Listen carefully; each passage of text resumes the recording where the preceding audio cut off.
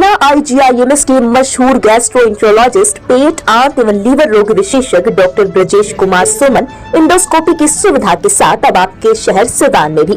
पता है JP nursing home, अड्डा नंबर 3 के पास, अस्पताल रोड, सिवान। अंदर की मजबूती ही असली मजबूती होती है, जैसे सलूजा गोल्ड TMT सरिया, क्योंकि सिर्फ यही है 24 कैरेट गोल्ड की तरह असली स्टील से बना, जो दे आपके निर्माण को बेमिसाल मजबूती अंदर से। सलूजा गोल्ड TMT सरिया, गारंटी असली स्टील की, गारंटी मजबूती की। सिवान के दरौंदा में आजकल एक मामला काफी चर्चा का विषय बना हुआ है। चर्चा दरौंदा के दिलावर परिवार की है। दिलावर परिवार के तारिक हसन दिलावर पिछले दिनों अपने दरौंदा स्थित आवास पर बैठे हुए थे। रात का समय था, तभी बाइक सवार 3 अपराधी आए और तारिक हसन दिलावर के ऊपर फायरिंग करते हुए भाग निकले। इस मामले में तारिक हसन दिलावर ने अपने भाई मुजाहिर हसन दिलावर पर गंभीर आरोप लगाया है। गोलीबारी में किसी को गोली नहीं लगी, लेकिन अब अपराधी कौन है, किसने गोली चलवाया, पुलिस इसकी जांच कर रही है। हालांकि इस मामले को लेकर जब आवेदनकर्ता तारिक हसन दिलावर से बात की गई तो उन्होंने बताया कि मामला सिर्फ और सिर्फ संपत्ति बंटवारे का है, जिसको लेकर सारा विवाद है। दिए गए आवेदन में उन्होंने जिक्र किया है कि मेरे पिता की मृत्यु 2015 में हो गई, जिसके बाद से मेरे द्वारा संपत्ति में अपने हिस्से की मांग की जा रही थी और 2019 से मेरे बड़े भाई मुजाहिर हसन दिलावर से संपत्ति बंटवारे का विवाद चल रहा है, जिनके द्वारा मेरे हिस्से की 1 इंच भी जमीन देने से मना की जाती है। वहीं दरौंदा निवासी मोहम्मद इकबाल के द्वारा दिलावर पर यह आरोप लगाया जा रहा है कि उनके जो भाई मुखिया थे, अब वो हम लोग के बीच नहीं है। उनके द्वारा दरौंदा बाजार में एक बैंक खोला गया, जिसमें मरहूम मुखिया व तारिक हसन दिलावर के कहने पर उस बैंक के एजेंट होने के नाते हमने अपने लोगों का खाता खुलवाया। यह काम लगभग 3 साल तक चलता रहा। उस बैंक में तारिक हसन दिलावर व उनकी पत्नी डायरेक्टर थे। लगभग 3 साल बाद यह बैंक दिवालिया हो गया। उन्होंने कहा कि उस बैंक का एजेंट मेरे अलावा बहुत सारे लोग थे। वही जब इस मामले को लेकर तारिक हसन दिलावर से बात की गई तो उन्होंने कहा कि इसका सेटलमेंट हो चुका है, जिसके एवज में हम लोगों द्वारा कोलकाता का करोड़ों का मकान मोहम्मद इकबाल को दिया जा चुका है, जिसका एग्रीमेंट पेपर मेरे पास है। उनसे बात भी हो चुकी थी कि वो इसे बेचकर जिसका जो बंद है उसे दे दें। तो आइए आपको सुनाते हैं इस पूरे मामले को लेकर तारिक हसन दिलावर व मोहम्मद इकबाल ने क्या कुछ कहा है। पिछले शुक्रवार को 6 अक्टूबर को 8:10 पर मेरे ऊपर 3 अपराधियों ने गोली चलाई और 3 गोलियां उन्होंने चलाई। मैं अपने बरामदे में बैठा हुआ था, बैठकर एक बर्थडे पार्टी में हमें जाना था। उसमें हम लोग 3 आदमी 100% जॉब गारंटी के साथ नौकरी पाने का आपका सपना होगा पूरा, क्योंकि डिफेसेट एकेडमी आपको देने जा रहा है ये मौका। Associated with UGC and AICTE approved university. इस एकेडमी में MSBTE से ADIS कोर्स कराया जाता है। हमारे सभी सफल छात्र बड़ी कंपनियों में कर रहे हैं जॉब। एकेडमी में हो चुकी है नए बैच की शुरुआत, तो फिर देर क्यों, आज ही संपर्क करें। हमारा पहला ब्रांच रामराज्य मोड़ सिवान, दूसरा ब्रांच गुठनी मोड़ VIP टाइल्स के समीप स्टेशन रोड मैरवा और तीसरा ब्रांच कमल मार्केट भगवान बाजार छपरा है। एक का नाम विनोद शर्मा था, एक का नाम शशिकांत सिंह है। विनोद शर्मा मेरे पास बैठे हुए थे, हम दोनों बैठकर गपशप कर रहे थे। उसी बीच जिनके यहाँ पार्टी थी, मीर हसन उनका नाम है, वो हम लोगों को बुलाने के लिए आए। मीर हसन को मैंने कहा कि आप थोड़ा सा सब्र कर लीजिए, शशिकांत जी आ रहे हैं, फोन पर उनसे बात हमारी हो रही है, वो जैसे पहुंचेंगे हम लोग एक साथ 3 आदमी चलेंगे। इसी बीच में 8:10 पर मैं देख रहा हूं कि एक काले रंग के स्प्लेंडर बाइक पर, जिसका 29 नंबर हम सिर्फ मैं देख पाया, उससे ज्यादा नहीं देख पाया, मतलब सिवान नंबर की वो गाड़ी उसको बोली जाएगी। 3 व्यक्ति आ रहे हैं। हम लोग, मैंने समझा या विनोद शर्मा ने समझा, हम लोगों ने दोनों आदमी, कि ये गाड़ी हो सकता है कि चूंकि हमारे घर के दरवाजे से रास्ता है, सैकड़ों गाड़ियां आती जाती रहती हैं, बाइक आते जाते रहते हैं, कोई मोटरसाइकिल सवार होगा, कहीं जा रहा होगा। जब तक अचानक उसमें से पीछे बैठा हुआ व्यक्ति हाथ में रिवॉल्वर निकाला और उसने एक गोली मेरे ऊपर फायर कर दिया। संजोग से वो फायर जो है, फायर से मैं बाल बच गया, निशाना चूक गया। फिर उसने मुझे टारगेट करके दूसरा निशाना बनाया, वो भी उसका निशाना चूक गया। फिर उसने टारगेट करके मुझे तीसरी बार गोली चलाया, तीसरी बार भी मैं बच गया। लेकिन मेरे बचने का कारण ऊपर ईश्वर का जो कृपा मेरे ऊपर में होगा। दूसरी बात यह है कि रनिंग बाइक पर से गोली चलाई गई है, इसलिए निशाना चुकता चला गया। अगर बाइक बहुत ही ज्यादा स्लो होती तो तीनों गोली मेरे सीने में आज लगी होती। दमा, फेफड़ा कैंसर, टीबी आदि से है परेशान तो Iman TB chest and heart care clinic है एक बेहतर समाधान।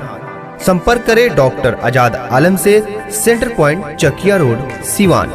अब रह गए इस हत्याकांड का मैं मुख्य आरोपी, षड्यंत्रकर्ता अपने बड़े भाई मुजाहिर हसन दिलावर को मैं बनाता हूं, और मैं निश्चित रूप से पूरे हौसलावास में मैं बोल रहा हूं कि ये काम उनके द्वारा कराया गया है, उनके गुंडों ने इसको अंजाम दिया है। आखिरकार जो आपके मुजाहिर हसन जो बड़े भाई हैं, आखिरकार उनके द्वारा आपके ऊपर हमला क्यों कराया जाएगा? मुजाहिर हसन दिलावर का दिमाग एक नंबर का जालसाज का है, एक नंबर का बेईमान का है, शातिर आपराधिक प्रवृत्ति के वो आदमी है। अब रह गया कि मैं जालसाज उनको क्यों बोल रहा हूँ। एक वसीयत हमारे पिताजी ने बना करके सीमान रजिस्ट्री कचहरी में वो वसीयत जमा है। उस वसीयत का मैंने जब भी इनसे फोटोकॉपी मांगा, ये देने से इनकार करते रहे। बाद में ये ओरिजिनल मेरा वसीयत है जो आज भी सीमान रजिस्ट्री कचहरी में जमा है, और ये उसका सर्टिफाइड कॉपी है, ये आप देख सकते हैं। इसकी फोटोकॉपी हमने मांगा, उन्होंने हमको ये फोटोकॉपी दे दिया। ये जाली वसीयत है, इसमें लिखा हुआ कि सारी संपत्ति हमारे पिताजी जो है ये हमारे बड़े भाई मुजाहिर हसन दिलावर को करके जा रहे हैं, जबकि इस ओरिजिनल वसीयत में लिखा हुआ है कि ये अपने पांचों बेटों को समान भाग में वो बांट करके जा रहे हैं, मतलब 20-20% सबका हक दे करके जा रहे हैं। मृत्यु उपरांत 20-20% सबका हक हिस्सा मिलेगा। अब बोलिए, डाला गया फोटो स्टेट की मशीन में ये कॉपी, उसमें से जेरोक्स क्या निकला? जेरोक्स निकला ये कॉपी। ये मशीन उन्हीं के द्वारा एक पीस मात्र शायद होगी जिसमें डाला जाए कुछ और जिसका जेरोक्स निकले कुछ और। इस आधार पर मैं बोल रहा हूं कि उनका मानसिकता पूरा जालसाजी का है। बेईमान मैं इस आधार पर उनको बोल रहा हूं कि ये देखिए बेईमानी इनका ये है एक पावर ऑफ अटर्नी जो उन्होंने हम लोगों को धोखे में रख करके बनवा लिया। जब इस पावर ऑफ अटर्नी को कैंसिल करने के लिए हम लोगों ने दबाव डाला, वो कैंसिल करने का नाम नहीं ले रहे थे, और इसी पावर ऑफ अटर्नी के अधिकार पर जहां तहां उस संपत्ति का भाव होता है दाम काम करते रहे और बेचने के लिए प्रयास करते रहे। जैसे हम लोगों को पता होता था कि ये संपत्ति जो बेच रहे हैं, हम लोग जाके खरीदार को मना करते थे, तब जाकर संपत्ति रुकती थी। उनका पावर ऑफ अटर्नी ये कैंसिल हो चुका है, जिसको कहीं भी नहीं दिखाते हैं कि पावर ऑफ अटर्नी कैंसिल है। मैं पावर ऑफ अटर्नी के बिहाफ में कुछ काम नहीं कर सकता हूं। सबको ओरिजिनल वाला दिखाते हैं, कैंसिल नामा वाला पावर ऑफ अटर्नी किसी को नहीं दिखाता है। एक नंबर के बेईमान। तीसरी बात यह है, पिछले साल 3 उन्होंने बम चलवाए मेरे ऊपर में अपने गुंडों से। उसकी पूरी तस्वीर मेरे पास में है, आपको दिखा सकता हूं। हमने दरौंदा थाना में FIR किया, 155/22 उसका केस नंबर है। उसमें 3 लोगों को हमने आरोपित किया। ये जाकर के पैरवी करके थाना से मिल करके पैसा दे करके आर्थिक जो भी है पैसा दे करके, और इन्होंने उल्टा मेरे ऊपर ही केस करवा दिया थाने से। 188/211 का मुकदमा उन्होंने चलवा दिया। आज उन मामला न्यायालय में लंबित है, फैसला होगा और मेरे हक में होगा। पुलिस ने को जो करना था पैसा लेकर के पुलिस ने लिख दिया, लेकिन जज ये काम नहीं करेंगे। जज के सामने हमने सारा सबूत दिया, सब फोटोकॉपी दिया। अभी जो 6 अक्टूबर 2023 को आपके ऊपर गोली चली है, इस मामले को लेकर के आप स्थानीय जिला प्रशासन के साथ वरीय अधिकारियों से क्या डिमांड करना चाहेंगे? इस गोलीबारी में पुलिस प्रशासन का जो रोल है अभी तक जो है निगेटिव नहीं है। जहां तक मुझे मालूम हुआ है कि इस केस को SP साहब ने खुद संज्ञान में लिया है, और हमें किसी ने बताया कि SP साहब ने DSP साहब पर दबाव बनाया कि इस मामले का जल्द से जल्द निष्पादन किया जाए। हमको जहां तक मालूम है कि DSP साहब दरौंदा थाना के बराबर संपर्क में लगे हुए हैं, दरौंदा थाना के अधिकारी जो हैं वो भी बराबर लगे हुए हैं। लेकिन इसमें एक मामला ये है कि 3 मोटरसाइकिल सवारों को पकड़ने के लिए कोई प्रयास नहीं किया जा रहा है। पुलिस चाहे 1 दिन 2 दिन 1 सप्ताह बहुत है उसके लिए अपराधियों को पकड़ने के लिए, लेकिन पुलिस जो है इसमें अभी सख्ती नहीं बरत रही है। मेरा पुलिस प्रशासन से, SP सिवान, DSP महाराजगंज से मेरा निवेदन है कि वो लोग अपने स्तर से दबाव बनाए दरौंदा थाना पर, चूंकि मामला दरौंदा थाना के अंदर ही है। वो लोग SIT टीम की गठन करें और ये तीनों मोटरसाइकिल सवारों को वो लोग गिरफ्तार करें। वो तीनों जब पकड़े जाएंगे तो स्वतः जो पता चल जाएगा कि इसमें मेरे बड़े भाई मुजाहिर हसन दिलावर का हाथ है, और मैं स्पष्ट कर रहा हूं कि उन्हीं के द्वारा ही कराया गया है। इसका कारण भी मैं बता रहा हूं। अगर उनके द्वारा नहीं कराएगा तो किसके द्वारा कराएगा? कहीं मेरा किसी से कोई कारोबारी कोई विवाद नहीं है, मैं बिजनेस करता भी नहीं हूँ, मैं राजनीति में हूँ, सामाजिक कार्य करता हूँ। एक आदमी मेरा विरोधी नहीं है, सिर्फ इनको छोड़ करके। इस शूटर को कौन 1,50,000 रुपये दिया होगा जो अपना जान जोखिम में ला करके मेरे ऊपर गोली चलाने आए? स्पष्ट है ये शक की सुई उनके ऊपर ही जाती है, उनको छोड़कर दूसरा आदमी ये काम नहीं करवा सकता है। मोहम्मद इकबाल जी, जिनके द्वारा लगभग लाखों रुपए देने की बात कही जा रही है, इस पूरे मामले को लेकर क्या कुछ कहना चाहेंगे, क्या सच्चाई है इसमें? मोहम्मद इकबाल हमारे गांव के मानसिक विकसित व्यक्ति हैं। उनका शकल सूरत भी आप देख लीजिए। उनका हर विवादित काम में, गांव के हर विवादित काम में उनका हस्तक्षेप रहता है, कहीं भी विवादित टिप्पणी करते रहते हैं। वो मेरे बड़े भाई मुजाहिर हसन दिलावर के पालतू एक तरह से कर्मचारी बन के रह गए हैं। उनको जैसा मुजाहिर हसन दिलावर ने सिखाया वही बात वो बोले। एक क्लेम वो लगाते हैं, एक फाइनेंस कंपनी हमारे परिवार के द्वारा खोला गया था, जिसके डायरेक्टर जाकिर हसन दिलावर थे, हमारे भाई एमडी वही थे। हाँ, वो कंपनी फेल हो गई। उस कंपनी में इन्होंने कुछ पैसा जमा कराया था, लगभग 10 लाख रुपया। वो 10 लाख रुपया के लिए एक हम लोगों का सेटलमेंट हुआ, जिसका ये आपको पेपर में दिखा रहा हूँ। इसमें आप देखिए मोहम्मद इकबाल का सिग्नेचर है कि नहीं। मोहम्मद इकबाल का स्पष्ट सिग्नेचर है। इस सेटलमेंट में कलकत्ते का एक मकान जो है उनको दे दिया गया, जिसका ये एग्रीमेंट है। उसके बाद पीछे देखिए, इसमें मोहम्मद अशरफ का सिग्नेचर है। एक उस वीडियो में एक मोहम्मद इकबाल के पास में मोहम्मद अशरफ बैठा हुआ है, जो उस व्यक्ति का इसमें विटनेस में सिग्नेचर है। और वो व्यक्ति बैठ कर ये मोहम्मद इकबाल तो सिखाया हुआ बात कर रहा है, मोहम्मद अशरफ क्यों नहीं बोला कि ये तो मामला सेटलमेंट हो चुका है, इसके कागज मेरे पास में है। फिर भी सरासर झूठ इन लोगों को बोलने का आदत है। जो आपके परिवार से जो मामला चल रहा था मोहम्मद इकबाल से जी, वो सेटलमेंट हो चुका है। हाँ, तो उनका वही काम है। बैंक में उन्होंने पैसा जमा दिया, डिपॉजिट स्लिप सबको दिखा रहे हैं, चेक काट करके जो पैसा निकाला वो कहीं कुछ नहीं बोलते हैं। ये मामला 2003 का है। किस तरह से सेटलमेंट हुआ है? उनको कुछ आप लोगों ने दिया? 10 लाख के बदला करोड़ों का हम लोगों ने संपत्ति उनको दे दिया। एक कलकत्ते में एक मकान था हम लोगों का, उसको हम लोगों ने दे दिया। उसका पावर ऑफ अटॉर्नी उनको दे दिया, बेच करके, और आप अपना कस्टमर को पैसा दे दीजिए, ले लीजिए, जो बुझाए सो कीजिए, हम लोगों का दायित्व खत्म। इसमें लिखा हुआ है कि मोहम्मद इकबाल एग्री हैं कि सारा पेमेंट जो भी है, जो भी उन्होंने जिससे जमा कराया होगा, वो सारा पैसा जो है उसका वो ये पेमेंट करेंगे, और उसके एवज में ये हम लोगों का मकान बेच लेंगे। ये उसका मेरे पास ये एग्रीमेंट है आपके सामने। जी, मेरा नाम दिलावर तारिक है। मैं अंतर्राष्ट्रीय मानवाधिकार आयोग का बिहार प्रदेश का महासचिव हूँ। पूर्व में मैं 6 साल तक भारतीय जनता पार्टी के साथ जिला उपाध्यक्ष के रूप में मैं जुड़ा रहा। वर्तमान में मैं अभी मानवाधिकार आयोग के प्रदेश सचिव के रूप में सक्रिय हूँ। देखिए, उसका तो असल नाम है तारिक हसन दिलावर। अभी वो नाम चेंज कर दिया, अभी दिलावर तारिक कर दिया है।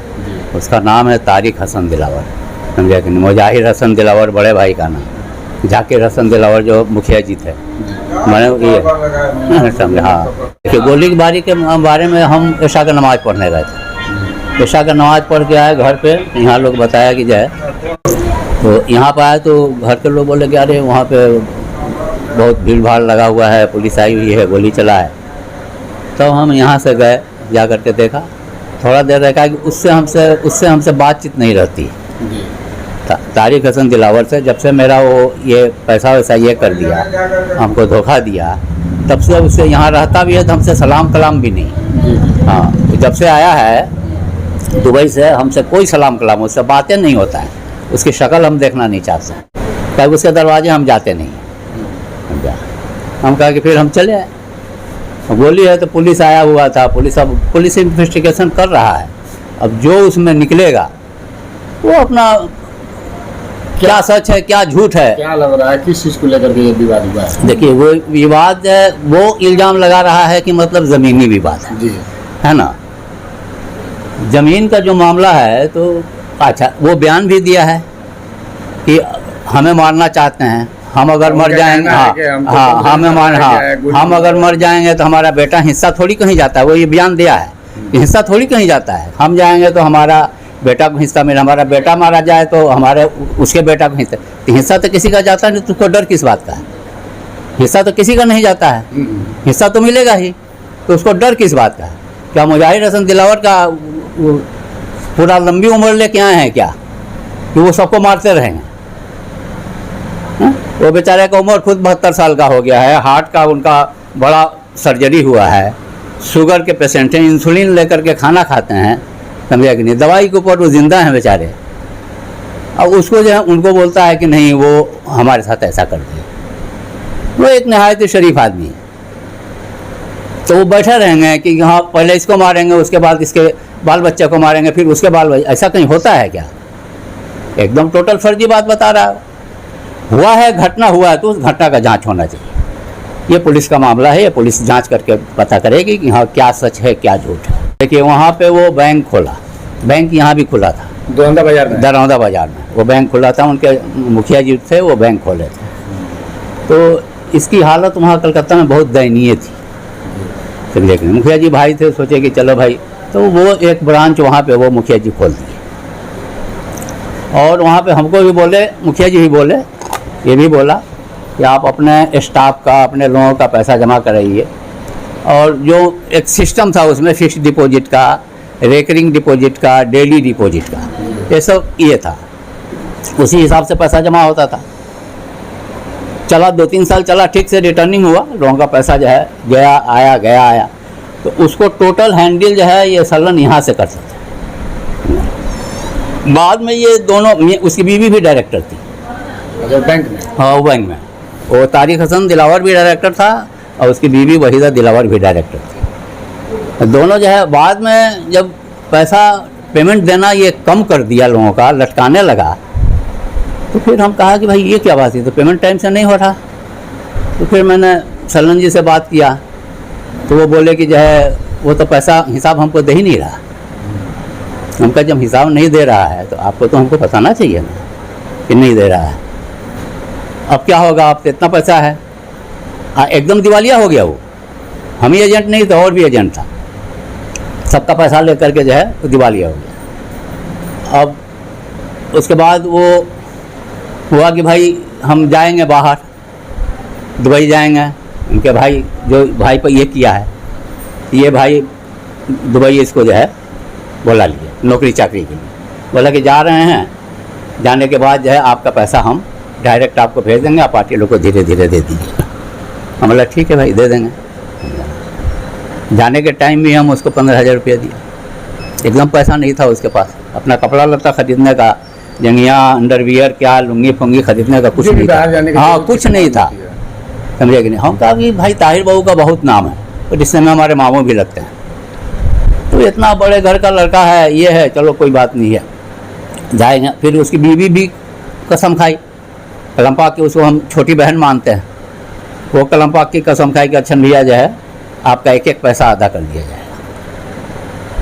उसके बाद वो चला गया, जाने के बाद फिर कोई कांटेक्ट नहीं। उसके बाद हम गए कोल्हूटोला 66 से कोल्हूटोला स्ट्रीट में ये लोग रहता था, वहाँ पे गए, सब पार्टी हमको तंग करने लगा। तो सब पार्टी लोग तो गए कि भाई उसकी बीवी आश्वासन देगी कि आप घबराइए मत, पैसा आपको मिल जाएगा। वहाँ पे जाने के बाद वो उसकी बीवी एकदम आंख बदल दी, उसकी बीवी और उसका बड़ा बेटा। क्या कहना था? हाँ बोला कैसा पैसा, जो लेके भागा है जाइए उसको पकड़िए, जबकि वो खुद डायरेक्टर थी।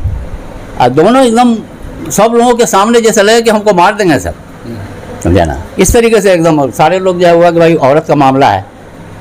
हम लोग वहाँ से चले, फिर उसके बाद उसकी बीवी सब कभी मिले नहीं, उसके बाद बातचीत नहीं एकदम, और न ये कभी मिला। अपना परिचय बताइए। मोहम्मद इकबाल दरौंदा।